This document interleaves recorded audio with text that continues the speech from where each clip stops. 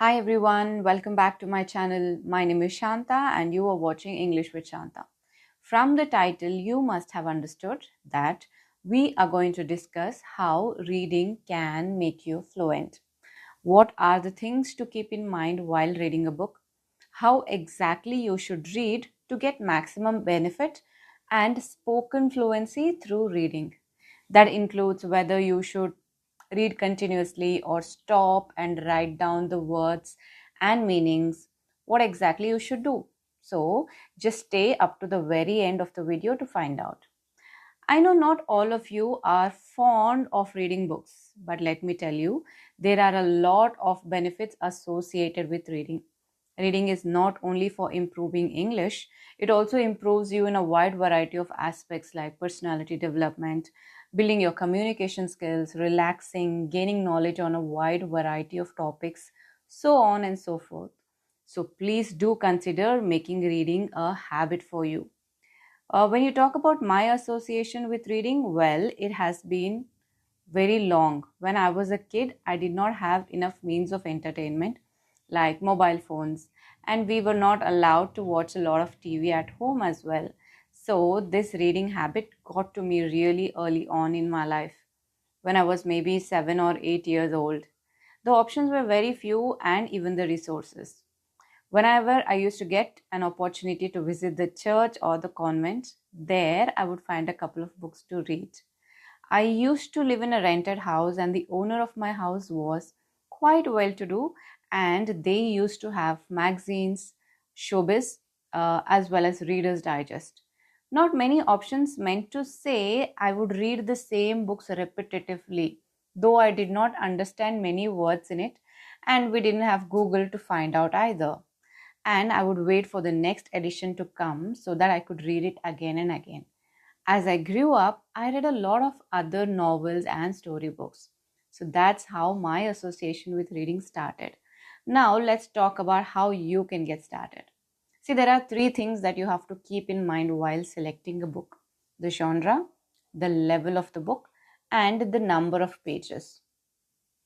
Well, genre means the category of books you are interested in reading. Some categories include storybooks, education content, or science, diet and nutrition, health and fitness. The list is endless. By level, I mean to say, if you are a beginner, do not choose complex language.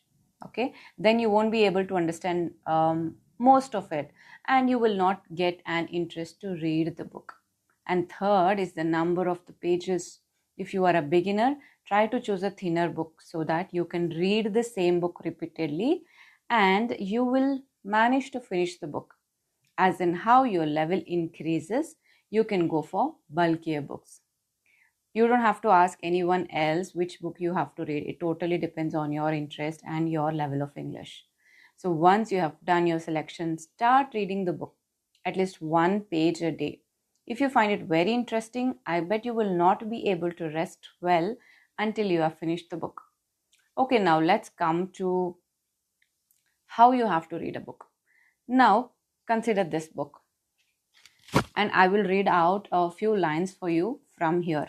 Okay, I'll just provide the picture so that you can see and read along with me if you're interested. Just as the procession was going past, a rat happened to be in the area. He thought himself a very fine creature and expected people to notice him and scream as they normally did. But today, no one noticed him. See, in this book, I have just underlined a few words. That is procession. Procession means like, people or vehicles that move slowly in a line. And just keep in mind this thing that is happened to be. Happened to be means it was like by chance. For example, I happened to be in the party. It was not intended and you did not do it intentionally. It was a coincidence that you happened to be in a party and you witnessed something. Okay. He was very upset and watched the elephant for some time to try and understand why people were so fascinated with such a clumsy creature. See, now upset is a synonym of the word sad, and fascinated means interested. clumsy. Clumsy means careless. So I've just underlined and I've written down the meanings of the words here. I have large ears, a tail, and 4 legs, just like the elephant. Why do they not notice me? Cried the rat in anger. Oh, I noticed you, said a silky voice from behind him. It was the royal cat, and he soon gobbled up the silly rat in a flash.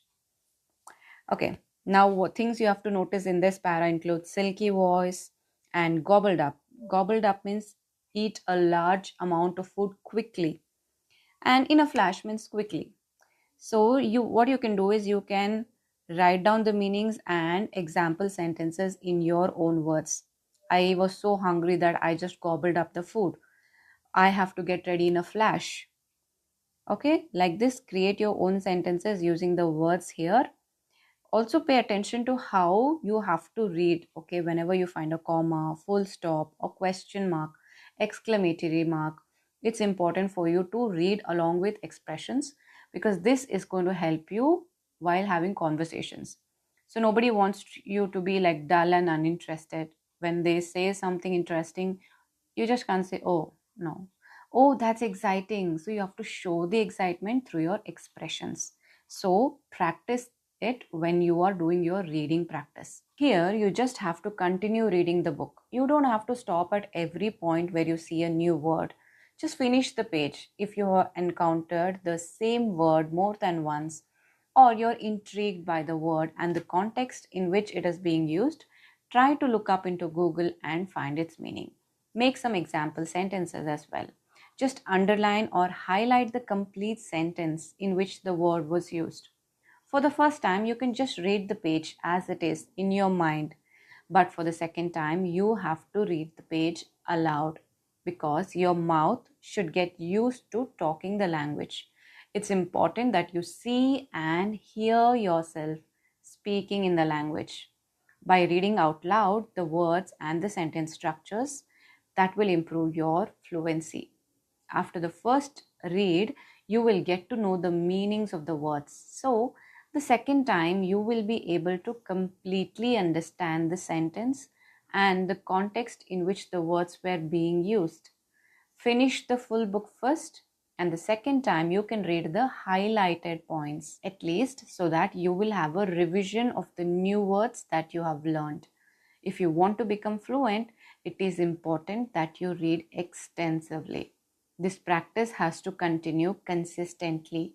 Remember to maintain a separate book where you can jot down the words that you really want to remember. One of the major problems in your fluency journey is not recollecting words and not able to form proper sentences.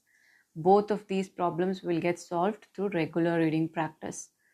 Remember, reading alone cannot make you fluent, but it will have a significant impact on your fluency journey. Also, try your best to deliberately use what you have learned through reading.